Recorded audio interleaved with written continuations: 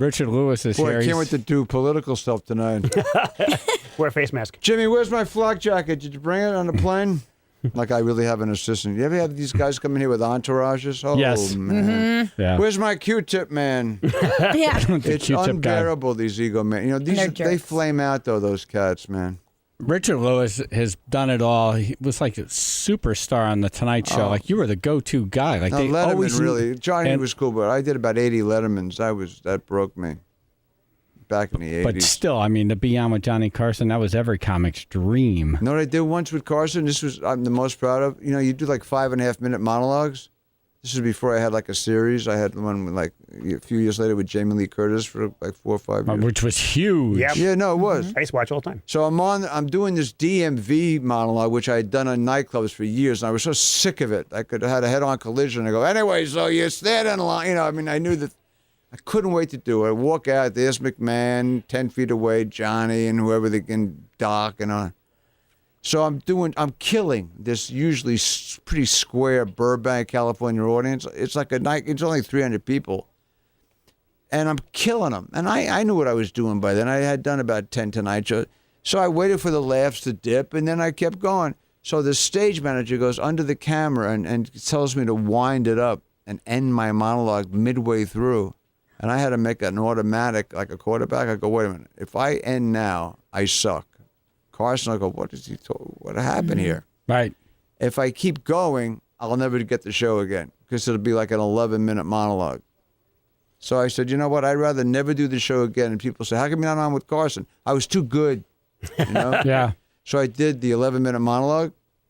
I walked, and I destroyed. But I walked right, as soon as I walked behind the curtain, the talent guy says, you will never see this show again. I figured, right? Yeah. Yeah. So I go out to dinner. I always used to go to the Palm, like to celebrate some date, and my 2 agents who were clueless, hey, man, you did 2 shows in one. No, you morons. I'm done, you know. I'm done. And who's sitting right across from me but Carson? 1,000,000,000 shot. I bolted over there like Jack Ruby. And he was scared. I got on my knees, and I pled my case. I went, Johnny, I know I went long, but you're a comedian. What am I going to do, race through or stop it midway? I didn't want to be a schmo in front of you. And he didn't say anything. And the next day, the guy who screamed at me said, you're a lucky man, you know. And I never looked back, you know. Wow. But, I mean, that was a tough call. But I knew that I wasn't going to. I mean, if you know what you're doing, you don't, you know, like you're going up for a layup and then you just start knitting. Right.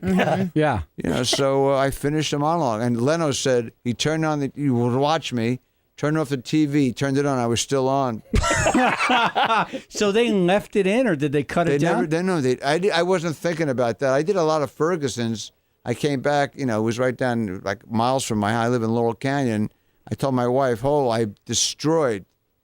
And 3 times in a row, and I love Craig because it's all ad lib, but they edited like 2 or 3 minutes out of my monologue. It made me nuts. Not monologue, my rapping. Yeah. Right. But the Tonight Show didn't do it. They left the whole thing in. Wow. So did they go to commercials, then come back and you're still on, or did they let you run just for kept 11 me on, minutes? but That's they had to bump the third act, the third guest. Wow.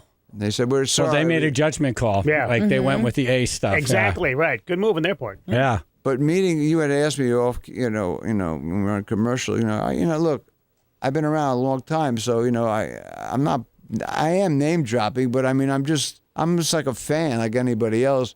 But I happen to know everybody. I thought almost every Eddie I ever wanted to meet.